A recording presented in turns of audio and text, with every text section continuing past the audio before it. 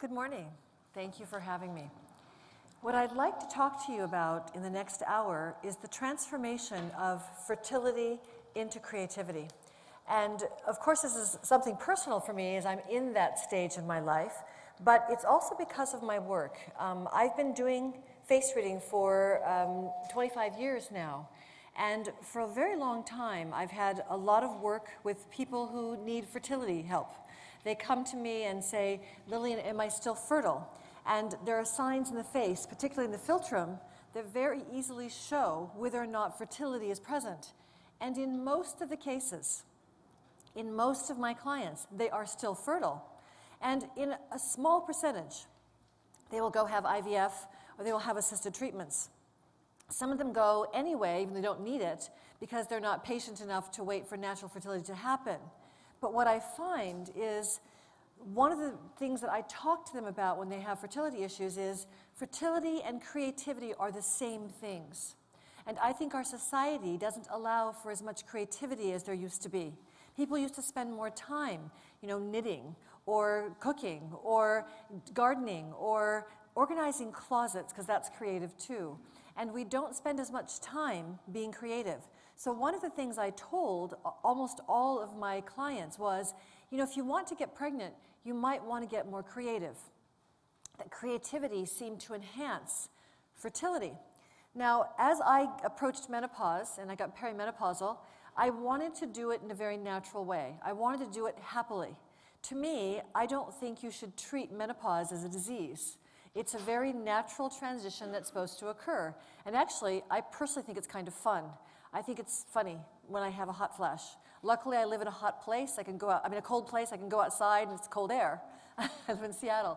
But I thought it was fun. I didn't think it was that uncomfortable. I didn't think it was that scary. I didn't think it was bad. I thought it was kind of fun. And one of the things I noticed was increased energy, strangely. I also noticed that, yes, definitely I was having mood swings, but I was actually saying things that I hadn't said before. I was braver. I was more courageous. I was definitely more emotional, but I was able to express it better. Well, better is relative. Sometimes I expressed it not so well, but I at least expressed it, whereas in the past I wouldn't express it. And there's a difference. And I started feeling more and more that I don't know why we're so scared of menopause. I don't know why we're so scared of getting older. And I grew up in Los Angeles, where people are terrified of getting older. And they're absolutely, so frightened of anything that makes them look older. And one of my great successes there is I'm very good at helping people get rid of wrinkles. That's quite easy, actually. You stop making certain faces in a certain way, the wrinkles don't stay.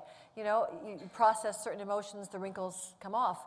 But I found this fixation on staying young actually made people older. And so instead of being frightened of getting older, it might be really wonderful to embrace getting older in a wonderful way. And that's when I realized that the ancient Taoists had some things to say about the transformation of fertility to creativity. There's a very good book out there. It's called Immortal Sisters, Secrets of Taoist Women. If you haven't read it, especially if you're a woman, I would recommend it. It talks a lot about what happens to you, for women in particular, what happens to you as you go through menopause. What is implied is that it is actually the best time of life in terms of yin power. And that's yin power for men as well as women. That all your life you're doing these yang things, You're out there working, you're getting married, you're having children, you're working. And at some point, the yin rises and has a chance to flourish. And this happens after you've fulfilled your worldly obligations, after you have raised your children, after you've worked for a while. You get to start doing what you really want to do, which is your own personal creativity, whatever that is. And the other implication that really made me happier was that they believed that this was the most spiritual time of your life. That potentially you have the chance to become enlightened so much more after 50 than you had before 50. And I went, ooh, this is good. This is really good. That something better happens to you. And this is because you fulfilled your worldly obligations and because the yin is rising. And you are braver and more courageous about being who you're supposed to be. So this transformation, I believe, is essential.